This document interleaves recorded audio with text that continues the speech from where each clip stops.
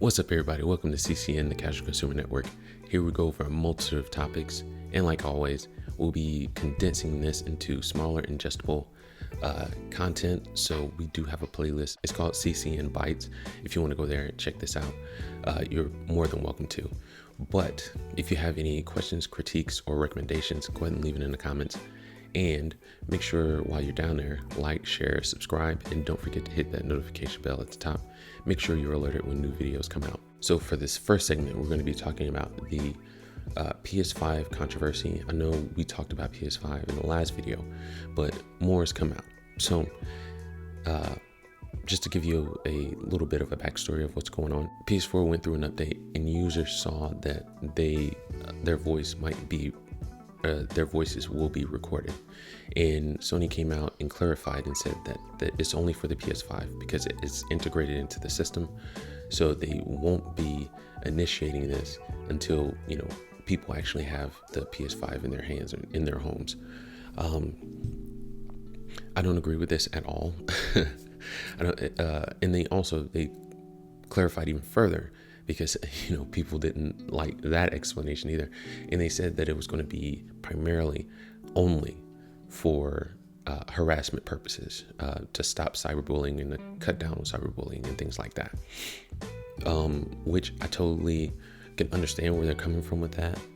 As they say, the road to hell is paved with good intentions, but there are three reasons why I don't like this, and we'll go through those one by one. The first reason is totally taking out of the equation that gamers talk smack online.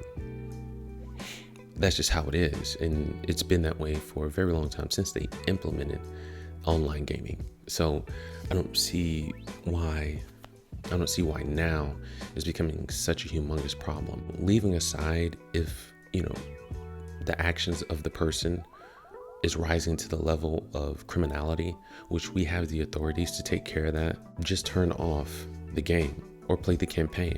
So the consensus is still out whether or not some of this will be illegal in some states or not, because people being recorded without their knowledge. But I'm not a legal scholar. I don't know the ins and outs of that, but I know that is still at the forefront of some people's minds, whether or not whether or not it's legal for them to be recorded without their knowledge. If you don't like the way that somebody's talking to you online, just cut the game off and play the campaign, play the game, the story mode, or whatever. It's not up to Sony to micromanage that kind of behavior. Secondly, in the same vein as that, it leaves too much room to exploit this kind of system. What's harassment to one person isn't harassment to another. If someone's playing online and they play with their friends and they talk a certain way and play a certain way, someone on the other side of the country might take offense to it, and so they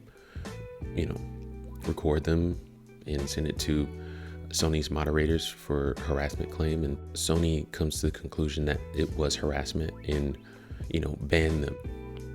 I don't think that is something that Sony should be doing. And thirdly, I don't think that Sony should be the judge, jury, and executioner of all this.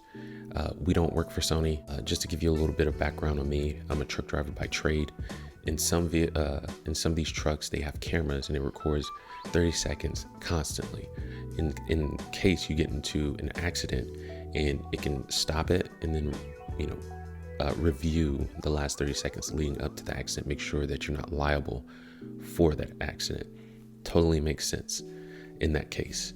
But in this case, I don't think that Sony is in a position to be able to micromanage, or should they be micromanaging the consumer.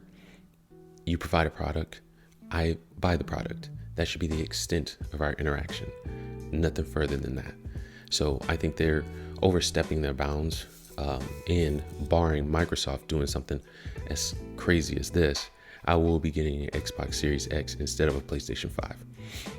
I've been a humongous fan of Sony since 95, since the PlayStation 1 came out, and I'm letting all that go. 25 years of gaming with Sony, I'm letting all that go because of this crazy policy that they decided to implement. I don't think the Xbox is inferior in any way whatsoever. I just think that PS5 provides the kinds of games that I absolutely love. Their RPGs, they can't, in my opinion, they can't be beat. But at least I'll get to play Hellblade 2.